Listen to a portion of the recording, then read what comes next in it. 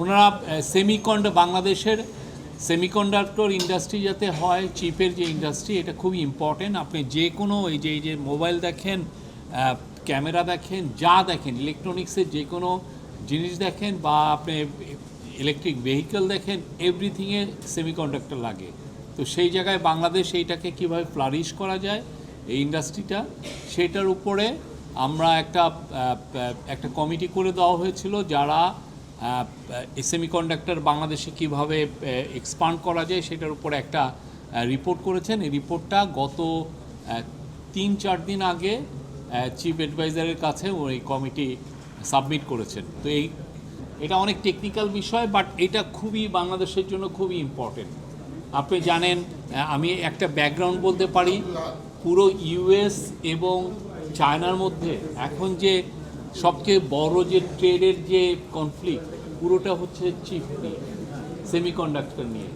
ইউএসের এটা কেউ ভাই আবার করেন না, হ্যাঁ, এটা কেউ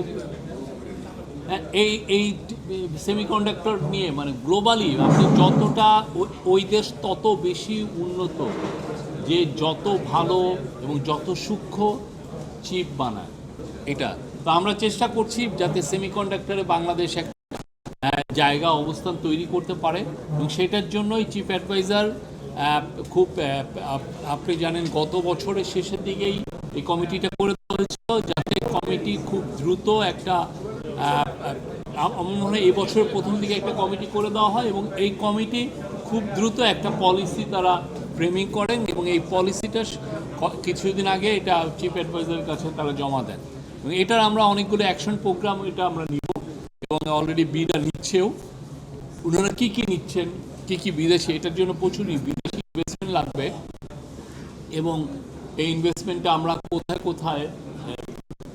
কোথায় আমরা চিপের যেটা বলে ফাউন্ড্রি তৈরি করতে পারি, সেগুলো নিয়ে ওনারা কথা বলবেন। আজকে আমি একটা বিষয় বলতে পারি, আজকে 3 তারিখ আমাদের সাথে ইউএসের যে ট্যারিফ টক্স আজকে হওয়ার কথা, এবং আমরা আশা করি যে এটা একটা খুব ভালো একটা, আমরা ইউএসের সাথে আমাদের একটা ভালো এই বিষয়ে টক্সটা ভালোভাবে কনক্লুড করবে, এবং আমরা মনে করি যে এই টক্সের ফলে বাংলাদেশের সাথে ইউএসের ট্রেড আরও সুদৃঢ় হবে, আরও বাড়বে।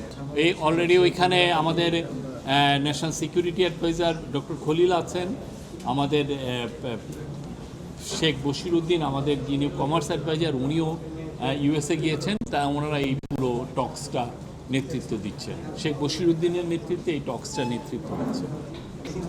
ঝামেলা আমরা বলবো না, ওনারা এটা আমরা ঝামেলা বলবো না। অলরেডি আপনারা দেখেছেন যে ভিয়েতনামের সাথে ইউএসের একটা এগ্রিমেন্ট হয়েছে।